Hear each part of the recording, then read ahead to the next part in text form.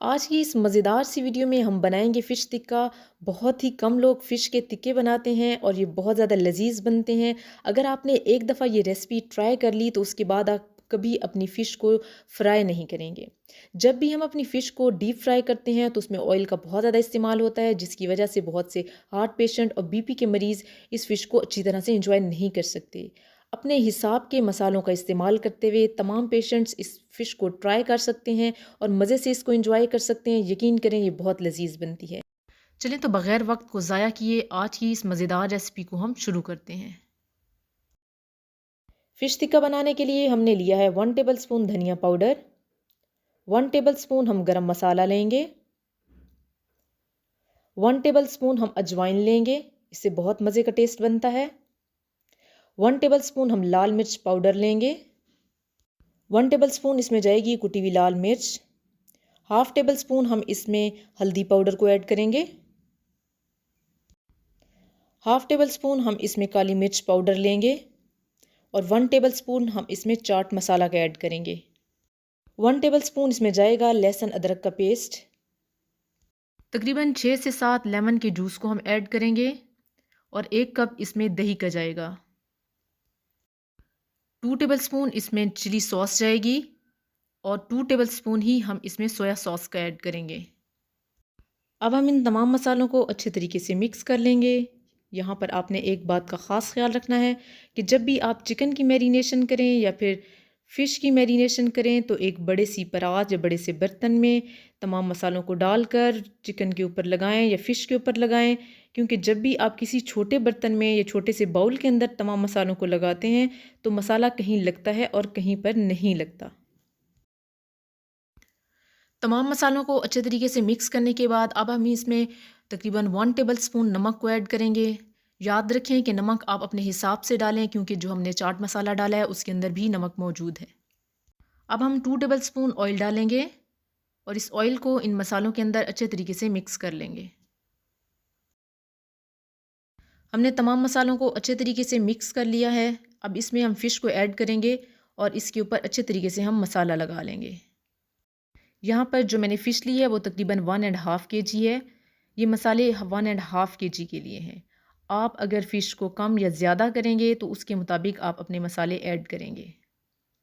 अब हाथ की मदद से ये तमाम मसाले इस फ़िश के ऊपर हम लगा लेंगे।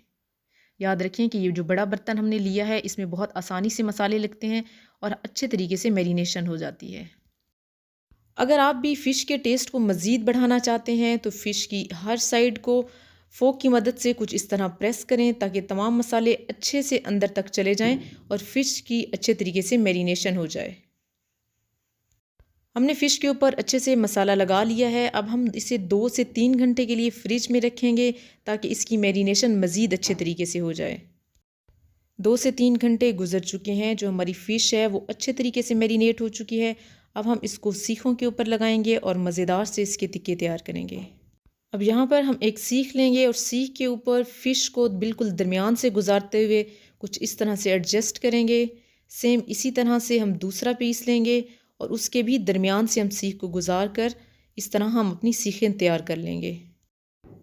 सेम इसी तरह तमाम पीसीस को हम 1 बाय 1 सीखों के ऊपर लगा लेंगे। दूसरी तरफ हमारे कोयले बिल्कुल तैयार हैं। अब इन तमाम सीखों को हम इन कोयलों के ऊपर रख देंगे। यहाँ पर आपने एक चीज़ का ख्याल रखना है कि कोयलों की तपिश बहुत ज़्यादा नहीं होनी चाहिए, वरना आपकी जो ये फ़िश है वो जल सकती है। आप भी इस फ़िश को ज़रूर ट्राई करें, ये बहुत टेस्टी बनती है। आप जब इसको ट्राई करेंगे तो आप फ्राई फ़िश को बिल्कुल भूल जाएंगे।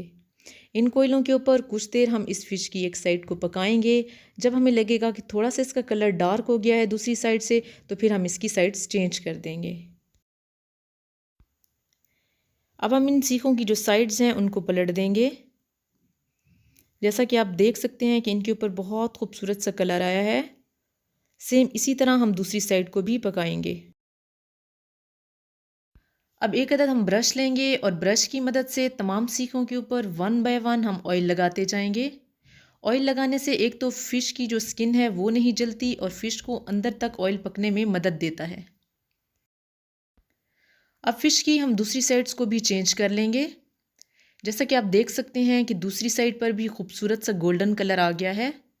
अब जहाँ जहाँ से हमें महसूस होगा कि फ़िश उस जगह से कच्ची है तो उसकी उस साइड्स को भी हम पका लेंगे।